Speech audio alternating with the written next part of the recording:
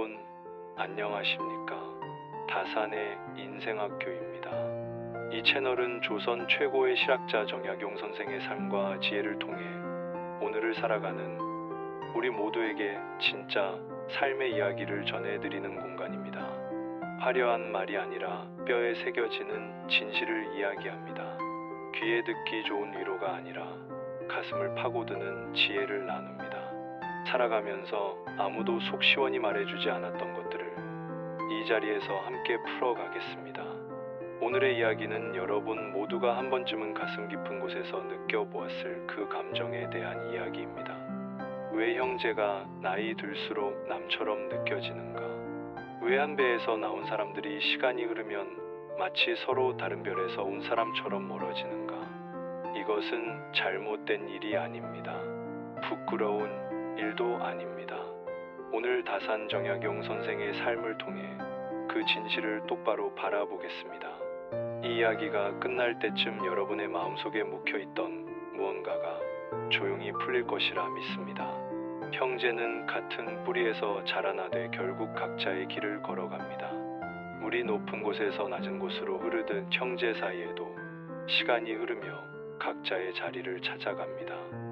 이를 막으려 하는 것은 돌로 강의 흐름을 막으려는 것과 같습니다. 막을 수 없습니다. 막아서도 안 됩니다. 그것이 자연의 이치이기 때문입니다. 정약용은 생전에 세 형과 함께 자랐습니다. 맞에 마을의 좁은 골목을 함께 뛰어다니고 같은 하늘 아래에서 같은 꿈을 꾸었습니다.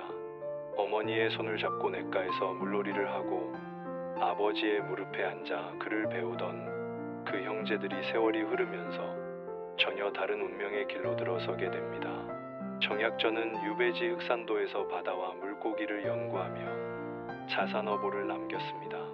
정약종은 천주교 신앙을 목숨보다 귀하게 여기다가 끝내 참수를 당했습니다. 그리고 정약용은 홀로 강진에서 18년의 유배를 견디며 목민심서를 완성했습니다.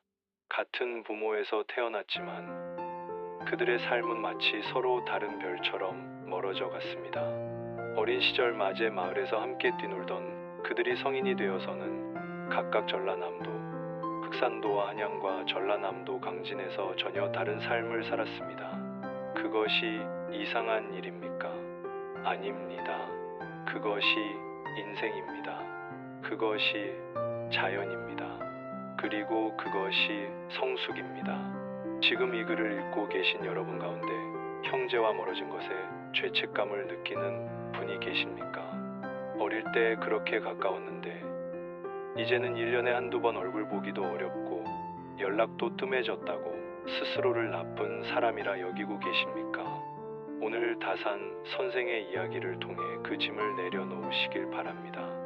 형제가 멀어지는 이유를 이해하려 애쓰지 마십시오. 그보다는 받아들이는 것이 지혜입니다. 나무는 가지를 뻗으며 자라고 강물은 흘러가며 갈라집니다. 형제 또한 마찬가지입니다. 어린 시절 한 방에서 잠들었던 이들이 어느새 서로 다른 하늘 아래에서 살아갑니다. 봄에 함께 피어난 꽃들이 가을이 되면 각자 다른 곳에 씨앗을 떨어뜨리듯 형제자매도 그렇게 흩어져 갑니다. 정약용은 이렇게 말했습니다. 젊은 시절에는 친구가 인생의 큰 의미였다. 형제도 마찬가지입니다. 어릴 때는 서로가 전부였습니다. 함께 놀고 함께 배우고 함께 꿈꾸었습니다. 그러나 나이가 들면서 각자의 가정을 꾸리고 각자의 일을 하게 되면서 자연스럽게 멀어집니다. 이것은 잘못이 아닙니다. 성장의 과정이요. 인생의 이치입니다.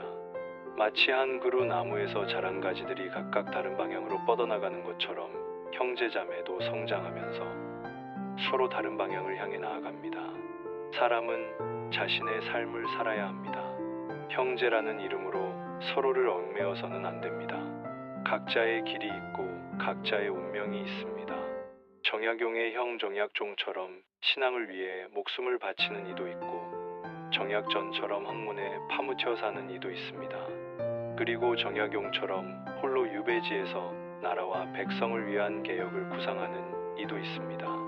같은 부모에서 태어났지만 추구하는 가치가 달랐고 선택한 길이 달랐습니다. 이것이 자연스러운 일입니다. 형제가 멀어지는 것을 슬퍼하지 마십시오. 대신 그들이 각자의 길에서 행복하기를 바라며 가끔 안부를 묻는 것으로 충분합니다. 억지로 만나려 하지 말고 억지로 친밀함을 유지하려 하지 마십시오. 진정한 사랑은 상대방의 선택을 존중하는 것입니다. 멀리서 바라보며 그들의 안녕을 빌어주는 것이 때로는 더 깊은 사랑입니다. 매일 함께 있으면서 갈등하는 것보다 멀리 떨어져 있으면서도 서로를 걱정하는 것이 더 아름다운 관계일 수 있습니다.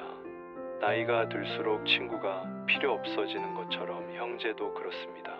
젊을 때는 외로움을 달래기 위해 누군가가 필요했지만 나이가 들면 혼자 있는 시간이 더 소중해집니다.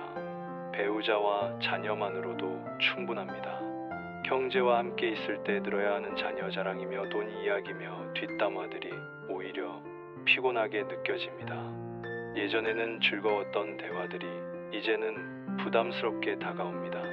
서로의 자녀를 비교하는 말, 누가 더 성공했는지를 따지는 이야기, 다른 형제들에 대한 평가 등이 귀에 거슬리기 시작합니다. 정약용은 말했습니다.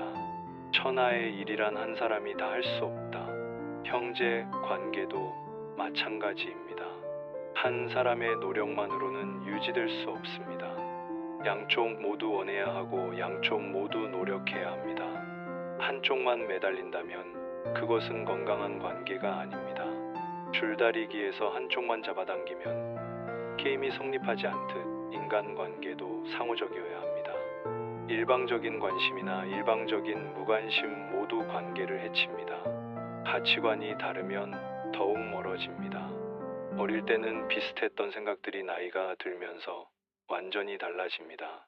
한 사람은 보수적이 되고 다른 사람은 진보적이 됩니다. 한 사람은 종교에 깊이 빠지고 다른 사람은 현실에만 관심을 갖습니다. 정약용의 형 정약종이 천주교에 몰두하는 동안 정약용은 실용적인 개혁관을 연구했습니다. 같은 부모에서 태어났지만 추구하는 바가 달랐습니다. 정약종은 내세의 구원을 중시했고 정약용은 현세의 개혁을 중시했습니다. 둘 다 옳은 길이었지만 서로 다른 길이었습니다. 이런 차이를 인정하는 것이 성숙함입니다. 형제라고 해서 모든 것을 공유해야 한다고 생각하지 마십시오. 각자의 신념이 있고 각자의 철학이 있습니다. 서로 다른 것을 틀렸다고 여기지 말고 그저 다르다고 받아들이십시오. 정약용은 형 정약종의 신앙을 완전히 이해하지 못했지만 존중했습니다. 자신과 다른 길을 걸어간다고 해서 형을 비난하지 않았습니다. 오히려 각자의 선택을 묵묵히 지켜보았습니다. 경제적 여건도 형제를 멀어지게 합니다. 한 사람은 성공하고 다른 사람은 그렇지 못할 때 미묘한 감정들이 생겨납니다. 성공한 쪽은 우월감을 느끼고 그렇지 못한 쪽은 열등감을 느낍니다. 정약용은 관직에 있을 때와 유배에 있을 때 사람들의 태도가 달라지는 것을 경험했습니다. 형제라고 해서 예외는 아닙니다. 어린 시절에는 경제적 차이가 없었지만 성인이 되면서 벌어지는 격차가 관계에 영향을 미칩니다. 부자가 된 형제와 가난한 형제 사이에는 보이지 않는 벽이 생깁니다. 돈 문제가 개입되면 형제 관계는 더욱 복잡해집니다. 부모님의 유산이며 경조사비며 빌려준 돈들이 마음에 걸리게 됩니다. 어릴 때는 몇 원짜리 과자도 나누어 먹었지만 어른이 되면 몇만 원도 따져가며 계산합니다. 이것이 현실입니다. 부정할 것도 없고 부끄러워할 것도 없습니다. 각자 가정을 꾸리고 살아가야 하는 상황에서 돈은 생존과 직결되는 문제입니다. 형제 간의 정보다 가족의 생계가 우선일 수밖에 없습니다. 부모님이 살아계실 때는 형제가 모이는 이유가 있었습니다. 명절이면 한자리에 모였고 부모님 생신이면 함께 축하했습니다. 하지만 부모님이 돌아가시면 모일 이유가 사라집니다. 서로의 집을 오가며 만나는 것이 어색해집니다. 각자의 가정이 우선이 되고 형제는 2차적인 관계가 됩니다. 부모님이라는 구심점이 사라지면 형제들을 하나로 묶어주던 끈이 느슨해집니다. 각자의 생활 패턴이 다르고 관심사가 다르며 우선순위가 다르다는 것이 더욱 분명해집니다. 결혼 후에는 더욱 그렇습니다.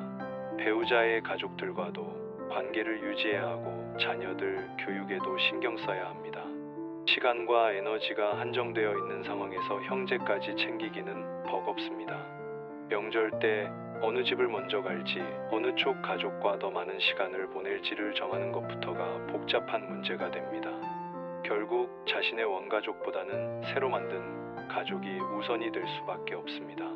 지리적 거리도 문제입니다.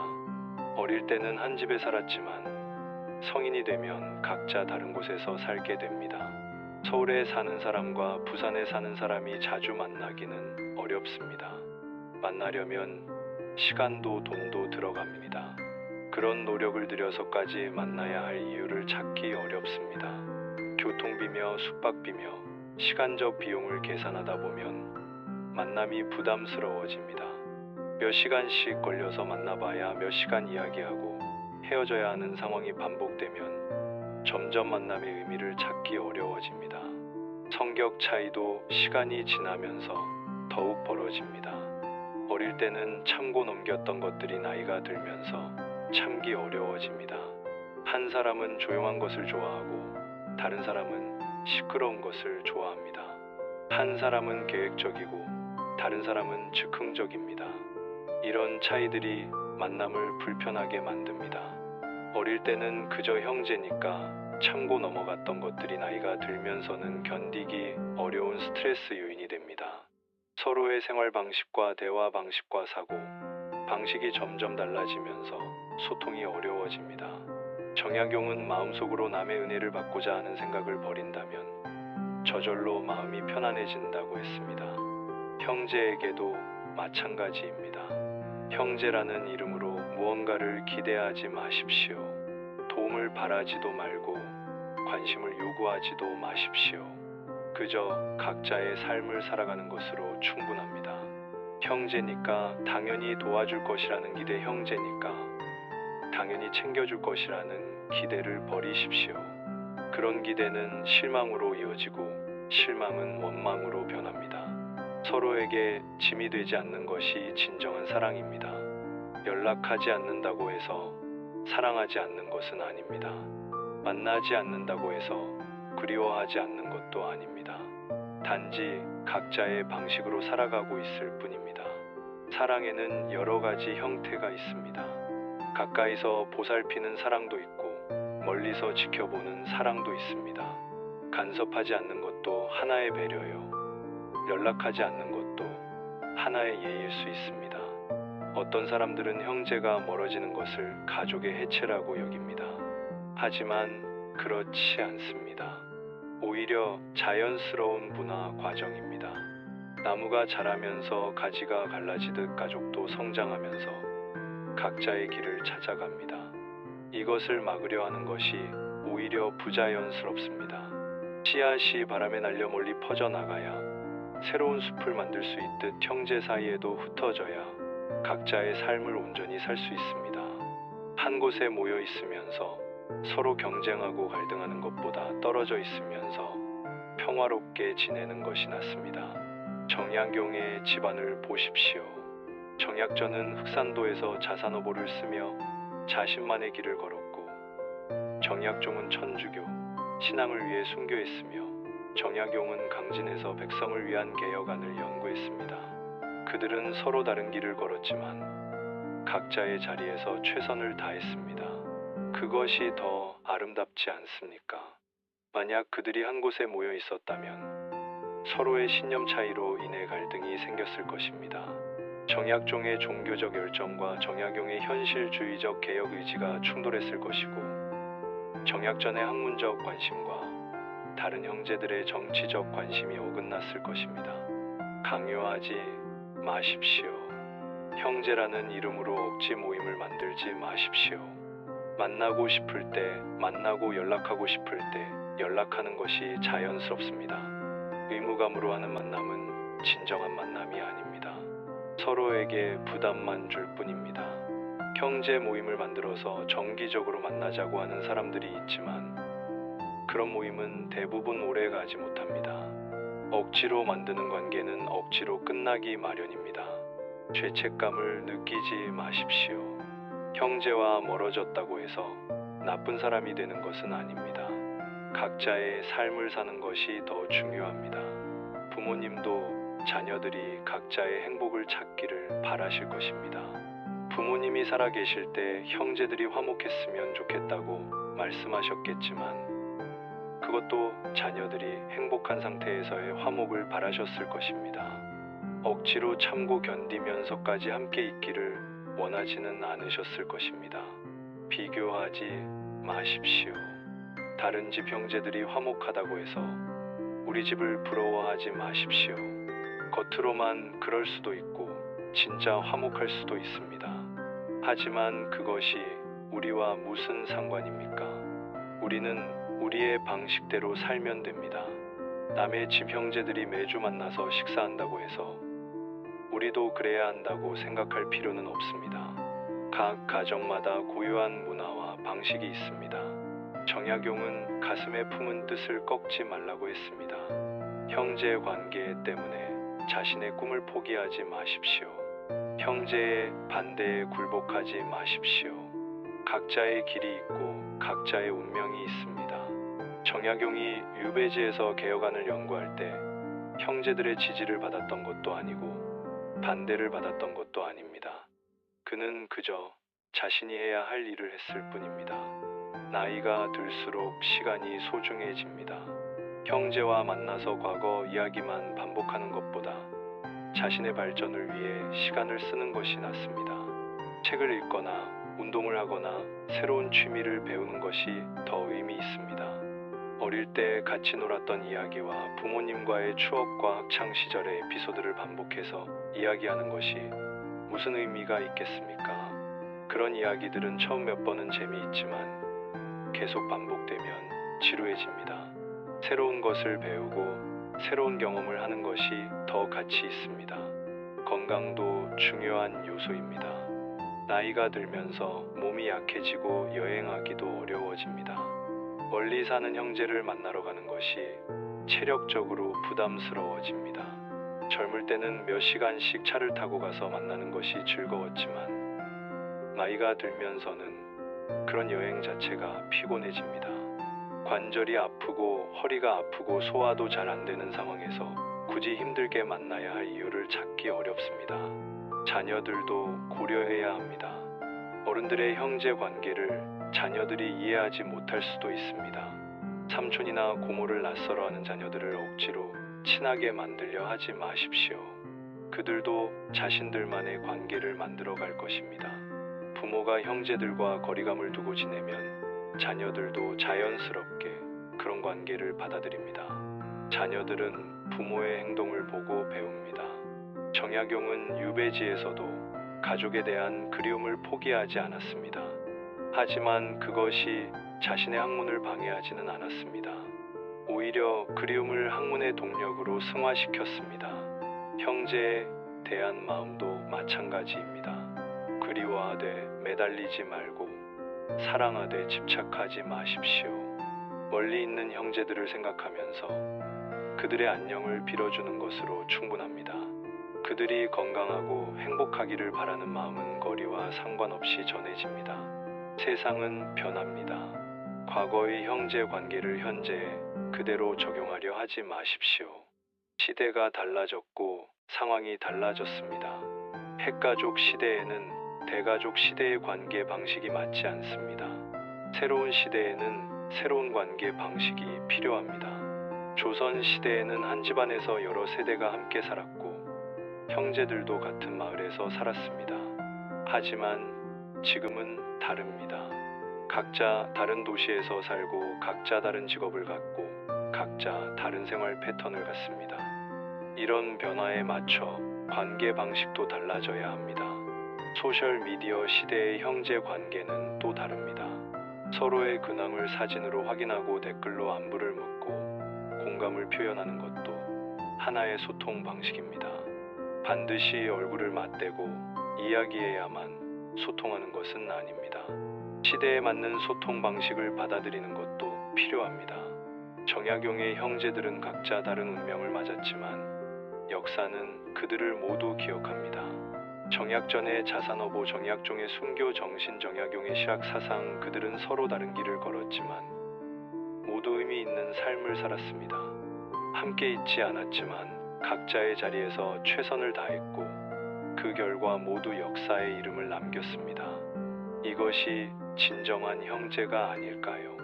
서로 다른 길을 가면서도 각자의 자리에서 빛나는 것이 더 아름다운 관계입니다. 우리도 마찬가지입니다. 형제와 멀어졌다고 해서 의미 없는 삶을 사는 것은 아닙니다. 각자의 자리에서 최선을 다하면 됩니다. 형제의 인정이나 지지가 없어도 충분히 가치 있는 삶을 살 수 있습니다. 형제에게 의존하지 말고 형제를 의존하게 만들지도 마십시오. 독립적인 존재로서 각자의 길을 걸어가는 것이 성숙한 관계입니다. 서로에게 기대지 않고도 설 수 있는 사람이 되어야 합니다. 고독을 두려워하지 마십시오. 정약용은 18년의 유배의 생활을 혼자 견뎌냈습니다. 그 시간 동안 그는 목민심서와 경세유표와 흥음신서라는 불멸의 작품들을 완성했습니다. 혼자 있는 시간이 오히려 더 생산적일 수 있습니다. 형제들과 함께 있으면서 시시한 이야기를 나누며 시간을 보내는 것보다 혼자 있으면서 책을 읽고 생각하는 시간이 더 가치 있을 수 있습니다. 고독 속에서 자신을 돌아보고 인생을 성찰하며 미래를 계획하는 시간을 가지십시오. 남의 시선을 의식하지 마십시오. 형제끼리 왜 안 만나냐는 질문에 답할 의무가 없습니다. 자신의 삶은 자신이 책임집니다. 남들의 기준에 맞춰 살 필요가 없습니다.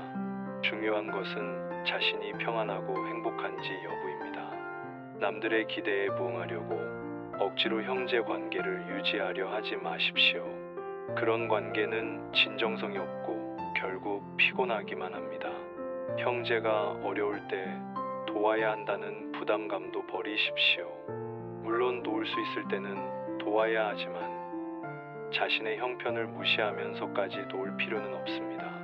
자신과 자신의 가족이 우선입니다. 이것이 이기주의가 아니라 현실주의입니다. 도움은 여유가 있을 때 자발적으로 하는 것이지 의무적으로 해야 하는 것이 아닙니다. 정약용은 백성은 가난보다 불공정함에 분노한다고 했습니다. 형제 관계에서도 마찬가지입니다.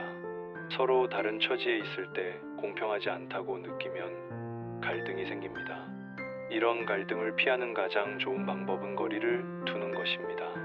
한 형제는 부자이고 다른 형제는 가난할 때 함께 있으면 자꾸 비교가 됩니다. 부자인 형제는 가난한 형제에게 미안함을 느끼고 가난한 형제는 부자인 형제에게 열등감을 느낍니다. 이런 감정들이 쌓이면 관계가 어색해집니다. 기대를 버리십시오. 형제라고 해서 특별할 것이 없습니다. 그냥 같은 부모에서 태어난 사람일 뿐입니다. 각자의 삶이 있고 각자의 우선순위가 있습니다. 형제라는 이유로 특별한 대우를 기대하지도 말고 특별한 의무를 느끼지도 마십시오. 그냥 인생에서 만난 여러 사람 중 하나라고 생각하는 것이 편합니다. 물론 추억과 정은 있지만 그것이 현재의 관계를 규정하지는 않습니다. 나이가 들수록 형제는 추억 속의 존재가 됩니다. 어릴 때의 기억들은 아름답게 남지만 현재의 관계는 그렇지 않을 수 있습니다. 추억은 추억으로 간직하고 현실은 현실로 받아들이십시오. 어린 시절 함께 뛰놀던 형제와 지금의 형제는 다른 사람입니다. 시간이 흐르면서 모든 사람이 변합니다. 과거의 형제를 그리워하는 것은 좋지만 현재의 형제에게 과거의 모습을 강요하지는 마십시오. 서로 변했다는 것을 인정하고 변한 모습 그대로를 받아들이십시오. 정약용의 마지막 말은 현실적인 조언이었습니다. 감상적인 말이 아니라 실용적인 지혜였습니다. 형제 관계도 마찬가지입니다. 감정에 휘둘리지 말고 현실적으로 판단하십시오. 형제와의 관계가 자신의 삶에 도움이 되는지 아니면 방해가 되는지를 냉정하게 따져보십시오. 도움이 된다면 유지하고 방해가 된다면 거리를 두십시오. 이것이 현실적인 태도입니다. 결국 모든 인간 관계는 한시적입니다. 부부도 죽음이 갈라놓을 때까지이고 부모 자식도 각자의 삶이 있습니다. 하물며 형제는 어떠하겠습니까? 영원할 것이라고 착각하지 마십시오. 모든 관계는 시작이 있으면 끝도 있습니다. 형제 관계도 예외가 아닙니다. 어린 시절부터 시작된 관계이지만 언젠가는 끝날 수도 있습니다. 이것을 받아들이는 것이 성숙함입니다. 형제가 남이 되는 것을 슬퍼할 필요가 없습니다. 그것이 자연의 순리입니다. 강물이 바다로 흘러가듯 형제도 각자의 바다로 흘러갑니다. 억지로 붙잡으려 하지 말고 아름답게 보내주십시오. 떠나는 사람을 잡는 것보다 떠나는 사람을 축복해 주는 것이 더 아름답습니다. 형제가 자신만의 삶을 살아가는 것을 응원해 주십시오. 멀리서라도 그들의 행복을 빌어 주십시오. 정약용은 말했습니다. 실없이 칭찬하면 말이 무게를 잃는다. 근거 없이 비방하면 비난이 내게로 돌아온다. 형제에게도 마찬가지입니다. 억지로 친밀함을 연출하지 마십시오. 진정성 없는 관심은 오히려 부담만 줍니다. 안부를 묻는 척하면서 사실은 자신의 소식을 알리고 싶어 하거나 관심 있는 척하면서 사실은 비교하고 싶어 하는 마음이 드러나면 상대방도 알아차립니다. 그런 가식적인 관계는 오래가지 못합니다. 때로는 침묵이 더 진실한 소통입니다. 말하지 않아도 서로를 이해하고 만나지 않아도 서로를 생각하는 관계가 있습니다. 형제 간에도 그런 관계가 가능합니다.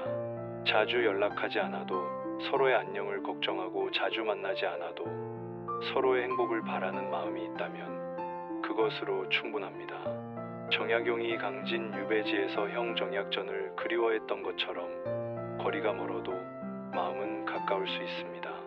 정약전이 흑산도에서 정약용을 생각했던 것처럼 만나지 못해도 사랑은 변하지 않습니다. 물리적 거리와 감정적 거리는 다릅니다. 가까이 있으면서도 마음이 멀 수 있고 멀리 있으면서도 마음이 가까울 수 있습니다. 중요한 것은 거리가 아니라 마음입니다. 현대 사회에서 형제 관계는 선택의 문제가 되었습니다. 과거에는 가족이라는 이유로 어쩔 수 없이 함께 살아야 했지만 지금은 선택할 수 있습니다. 함께 있고 싶으면 함께 있고 떨어져 있고 싶으면 떨어져 있을 수 있습니다. 이런 자유가 주어진 상황에서 억지로 관계를 유지할 이유는 없습니다. 자연스럽게 흘러가는 대로 두십시오. 형제 관계에서 가장 중요한 것은 상호 존중입니다. 서로의 선택을 존중하고 서로의 삶의 방식을 인정하는 것입니다. 한 형제가 가족과 많은 시간을 보내고 싶어 한다면 그것을 존중하고 다른 형제가 혼자만의 시간을 중시한다면 그것도 존중해야 합니다. 자신의 기준으로 상대방을 판단하지 마십시오. 서로 다른 것이 당연합니다. 정약용은 천명과 인욕이 마음속에서 싸운다고 했습니다. 형제니까 가까이 지내야 한다는 마음과 편하게 살고 싶다는 마음이 충돌합니다. 이런 갈등을 겪는 것이 자연스럽습니다. 죄책감을 느낄 필요도 없고 자책할 필요도 없습니다. 그냥 인간이라면 누구나 겪는 마음속 갈등입니다. 나이가 들면서 우선순위가 바뀝니다. 젊을 때는 관계가 중요했지만 나이가 들면 건강이 중요해집니다. 젊을 때는 사람들과 어울리는 것이 즐거웠지만 나이가 들면 혼자 있는 것이 편해집니다. 이런 변화는 자연스러운 것입니다. 형제 관계도 이런 변화에 영향을 받습니다. 혈연이라는 것도 결국 생물학적 우연입니다. 같은 부모에서 태어났다는 것은 우연이지 피연이 아닙니다. 그 우연을 특별한 인연으로 여기는 것은 좋지만 그것이 평생의 의무나 책임을 의미하지는 않습니다. 혈연으로 맺어진 관계도 결국 인간관계의 한 종류일 뿐입니다. 다른 인간관계와 마찬가지로 서로에게 도움이 되고 행복을 주는 관계라면 유지하고, 그렇지 않다면 거리를 두는 것이 맞습니다. 정약용의 형제들을 보면 각자 다른 재능을 가지고 있었습니다. 정약전은 자연과학에 뛰어났고 정약종은 종교적 신념이 강했으며 정약용은 사회과학에 탁월했습니다. 만약 그들이 한 곳에 모여 있으면서 서로의 재능을 비교했다면 어떻게 되었을까요? 아마도 갈등이 생겼을 것입니다. 각자 다른 분야에서 뛰어난 재능을 발휘했기 때문에 모두 역사에 이름을 남길 수 있었습니다. 형제 간의 경쟁 심리도 관계를 어렵게 만드는 요소입니다. 어릴 때부터 비교당하며 자란 형제들은 성인이 되어서도 서로를 경쟁자로 여기기 쉽습니다. 누가 더 성공했는지, 누가 더 잘 사는지, 누가 부모님께 더 효도하는지를 끊임없이 비교합니다. 이런 경쟁은 건전한 것이 아니라 관계를 해치는 독입니다. 경쟁하지 마십시오. 각자의 길이 다르고 각자의 성공 기준도 다릅니다. 종교나 정치적 신념의 차이도 형제를 갈라놓습니다. 정약용의 형 정약종이 천주교 신앙 때문에 정약용과 다른 길을 걸었듯 현대에도 종교나 정치적 신념의 차이로 형제가 멀어지는 경우가 많습니다. 이런 차이는 대화로 해결되지 않습니다. 오히려 대화할수록 갈등만 깊어집니다. 서로 다른 신념을 가진 것을 인정하고 그 주제에 대해서는 대화하지 않는 것이 좋습니다. 정약용은 유배지에서 아들들에게 편지를 쓰면서 사람과 사람 사이의 관계는 억지로 만들어지는 것이 아니라고 했습니다.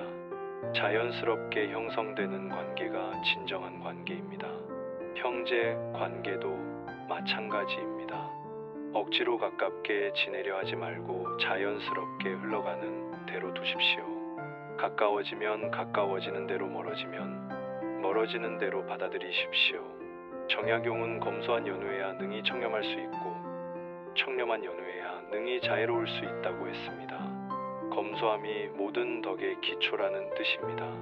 형제 관계에서도 마찬가지입니다. 과도한 기대나 요구를 하지 않는 검소한 마음이 좋은 관계의 기초입니다. 서로에게 많은 것을 바라지 않을 때 오히려 더 좋은 관계를 유지할 수 있습니다. 미디어나 드라마에서 그리는 이상적인 형제 관계에 현혹되지 마십시오. 그런 것들은 허구입니다.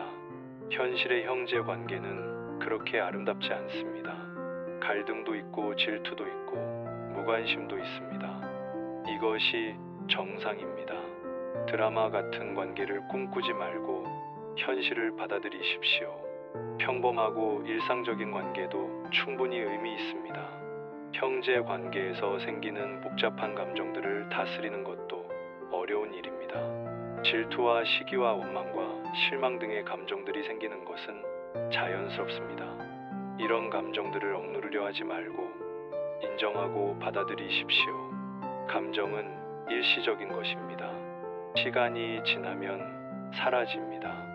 나이가 들수록 과거에 대한 해석도 달라집니다. 어릴 때는 즐거웠던 기억이 나이가 들어서 돌이켜보면 그렇지 않을 수도 있습니다. 형제와의 추억도 마찬가지입니다. 시간이 지나면서 그 의미가 달라질 수 있습니다. 과거에 얽매이지 말고 현재에 집중하십시오. 정약용은 자신의 마지막 시에서 세월이 흘러도 변하지 않는 것이 있다고 했습니다. 형제에 대한 사랑도 그 중 하나입니다. 만나지 않아도 연락하지 않아도 멀리 떨어져 있어도 형제는 형제입니다. 그 사실만으로도 충분합니다. 더 이상 무엇을 바라지 마십시오. 형제라는 인연 자체가 이미 선물입니다. 형제자매가 나이 들수록 남이 되는 것은 슬픈 일이 아닙니다. 자연스러운 일입니다. 계절이 바뀌듯 관계도 바뀝니다. 봄에는 함께 꽃을 피웠지만 가을에는 각자의 열매를 맺습니다. 이것이 아름다운 변화입니다. 변화를 거부하지 말고 변화 속에서 새로운 의미를 찾으십시오. 마지막으로 형제가 멀어지는 것을 자신의 잘못이라고 생각하지 마십시오. 잘못이 있다면 시간의 잘못이고 상황의 잘못입니다. 당신의 잘못이 아닙니다. 자책하지 말고 자신의 삶에 충실하십시오. 형제들도 각자의 삶에 충실할 것입니다.